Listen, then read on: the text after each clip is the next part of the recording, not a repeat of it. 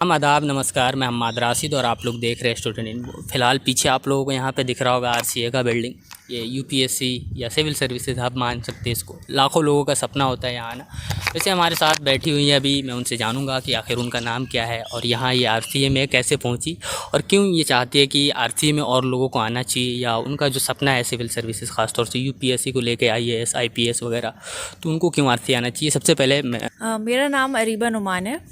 मुझे civil services exam 2021 में 109 rank आई मेरी, और मैं अभी करेंटली आईपीएस हूँ।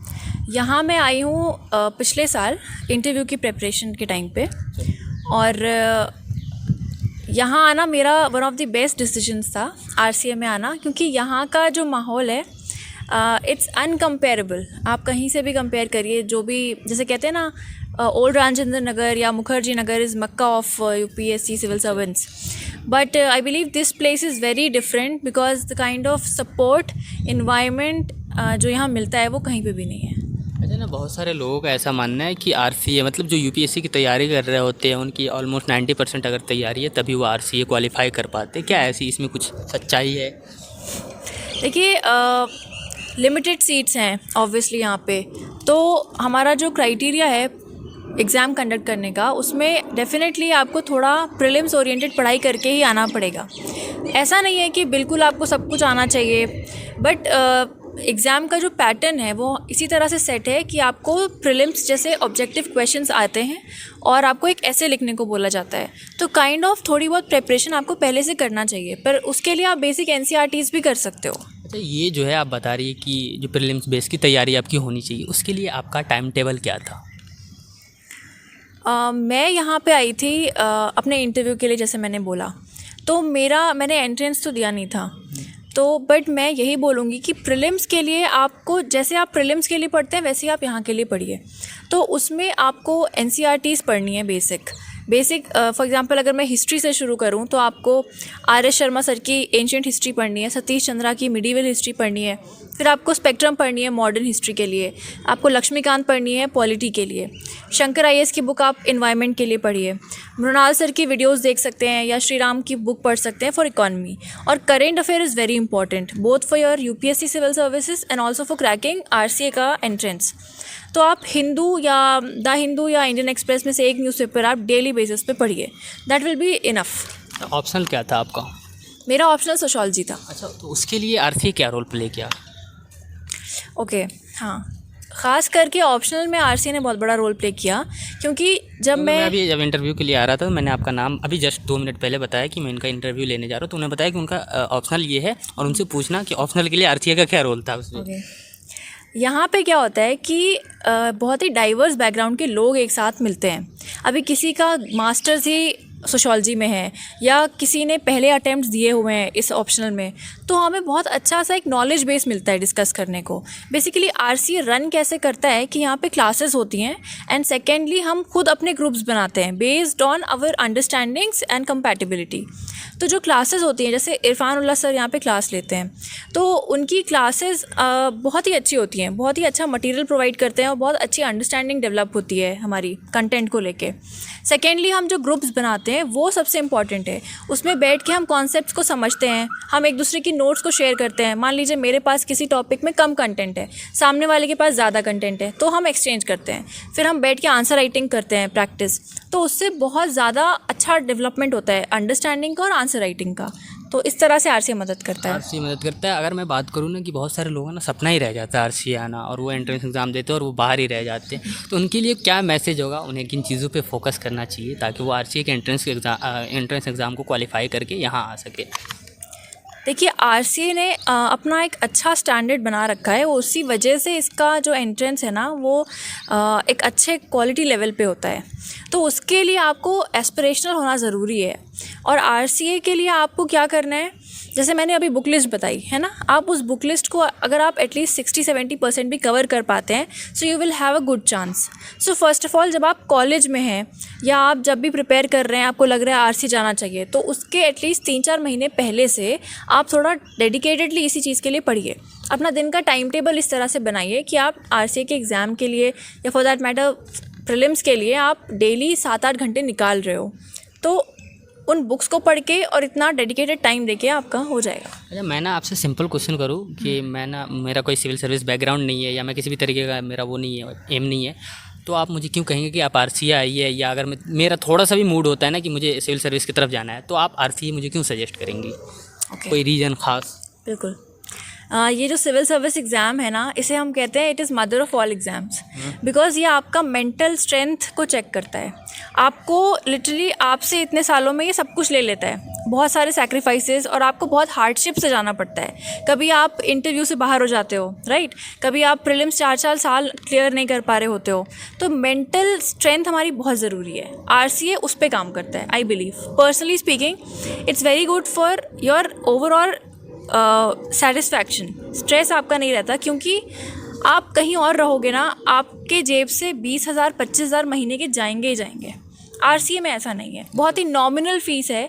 आप फाइनेंशियली इंडिपेंडेंट बिना स्ट्रेस लिए यहाँ रह सकते हो, ठीक है। अदरवाइज़ आपको लगता है यार अभी तक कमा नहीं रहे हैं, घर से पैसे मांगने पड़ रहे हैं, एटलीस्ट मेरे केस में ये स्ट्रेस यहाँ आके चला गया, तो अब मैं नॉमिनल फ़ी पे करके यहाँ की बेस्ट ऑफ सर्विसेज ले पाती हूँ। देन वी हैव यहाँ पे एक साइकोलॉजिस्ट सपोर्ट देते हैं हमें। जैसे मैंने बताया, मेंटल स्ट्रेस बहुत ज़्यादा हो जाता है इस एग्ज़ाम में, तो हमें कंटिन्यूस सपोर्ट है।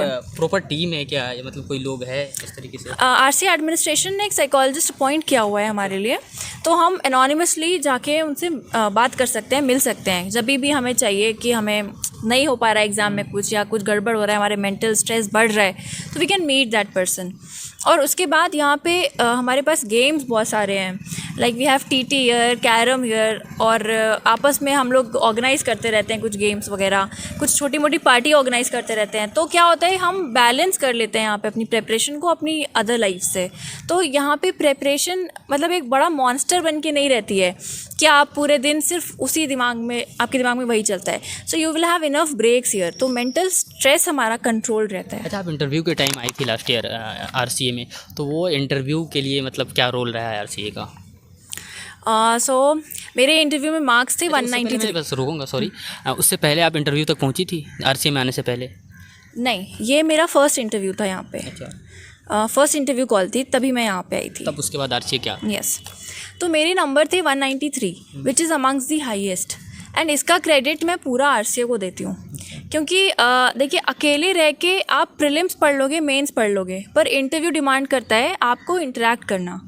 हम क्या करते हैं, इतना आइसोलेटेड होके पढ़ते हैं ना UPSC में कि हमें बात भी करने को नहीं होता लोगों से। तो यहाँ आके डाइवर्स लोगों से बात होती है, लोग उनका बैकग्राउंड अलग है, कोई ह्यूमैनिटीज़ से आया है, कोई कॉमर्स से आया है, कोई मैथमेटिक्स है, कोई साइंस से है, कोई डॉक्टर है, कोई इंजीनियर है। तो आप सबसे बात करते हो, आपको सबका पर्सपेक्टिव पता चलता है चीज़ों को लेके। तो RCA उस तरह से हेल्प करता है। हमारे जैसे ग्रुप्स होते थे, हम लोग एक दूसरे के मॉक्स लेते हैं, तो वो मॉक्स किसी भी बाहर की कोचिंग के मॉक से बहुत ज़्यादा अच्छे हैं, क्योंकि बाहर की कोचिंग में आप मॉक दोगे, एक बार 30 मिनट दिया, दूसरी जगह 30 मिनट दिया, यहाँ हम डेली मॉक्स लेते हैं। तो हमारा पूरे जो डैफ है, डिटेल एप्लीकेशन फॉर्म, उसका एक भी चीज़ बचता नहीं है, तो बहुत मदद मिलती है इससे। सेकेंडली, हमारे जो लोग सेलेक्टेड हैं ऑलरेडी, जैसे मैं खुद IPS में हूँ अभी, तो हमने अपना एक अलग ग्रुप बनाया, तो उसके लिए भी ज़रूरी है ये चीज़ कि आप अगर सर्विस में हो तो आपके अलग टाइप के क्वेश्चंस आते हैं। तो इसी तरह से जो लोग सेलेक्ट हो चुके हैं वो हमें आके गाइड करते हैं काफ़ी बार इंटरव्यू के लिए कि आप किस तरह से आंसर्स बेटर कर सकते हैं अपने। और हमारा यहाँ पे भी पैनल आता है RCA में, बहुत अच्छा पैनल होता है, वो भी हमारे मॉक्स लेते हैं। तो इस हिसाब से बहुत अच्छा होलिस्टिक प्रिपरेशन हो जाती है। मैं सेकंड लास्ट क्वेश्चन करना चाहूँगा, RCA एडमिनिस्ट्रेशन पे आपके क्या शब्द होंगे? 2-4 अगर बोलना हो इनके लिए तो क्या होगा? RCA administration is very supportive, very very supportive, especially our professor in charge। और हमारे यहाँ पे जितना भी स्टाफ है, सपोर्टिंग स्टाफ हो या जितना भी स्टाफ है, वो बहुत ही सपोर्टिंग लोग हैं। मेरा ऐसा कोई भी इंस्टेंस नहीं है कि अगर हमने उन्हें कुछ बोला हो, कुछ डिमांड किया हो, वो पूरी ना हुई हो। चाहे किस्मत है ये लोग, क्योंकि मैं जामिया में मैं भी हूँ और बहुत लगभग सभी डिपार्टमेंट में जाता रहता हूँ, तो शायद ही शायद कोई डिपार्टमेंट होते हैं जो अपने एडमिनिस्ट्रेशन से खुश होते हैं। नहीं, RCA का ना जो ऑर्गेनिक नेचर है और जो इस इंस्टीट्यूशन का जो यूनिकनेस है, जैसे RCA तो बहुत जगह है, पर जामिया RCA अलग इसलिए है क्योंकि यहाँ का स्टाफ और यहाँ का एडमिनिस्ट्रेशन हमारी बातों को समझता है। We have a parent child relationship rather than a strict administration relationship. आप कभी भी जाके डायरेक्ट जो हमारे प्रोफेसर इंचार्ज हैं हम उनसे बात कर सकते हैं किसी भी चीज़ को लेके।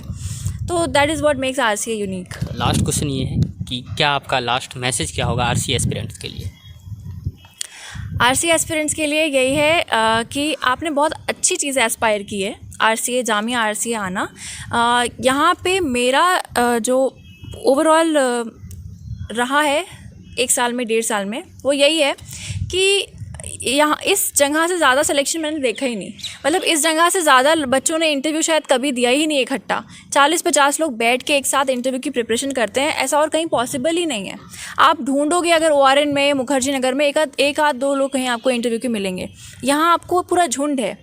तो आपका बहुत बड़ा अच्छा एस्पिरेशन है, उसके लिए आप यही, जैसे मैंने बोला 3-4 महीने होते हैं इनफ। आप उसके लिए अच्छे से प्रिपेयर करिए, दिन के 3-4-5 घंटे जितने दे सकते हैं दीजिए उन NCERTs को जो मैंने आपको अभी इंटरव्यू में बताई। एंड जो प्रीवियस ईयर क्वेश्चंस हैं RCA के, वो अवेलेबल होंगे ऑनलाइन, उनको आप देखिए, उससे आपको पता चलेगा कि किस हिसाब से आपको पढ़ाई करनी है। And all the very best. Thank you, बहुत बहुत शुक्रिया आपको, आपका हमारे इस चैनल को टाइम देने के लिए। Thank you so much. Thank you.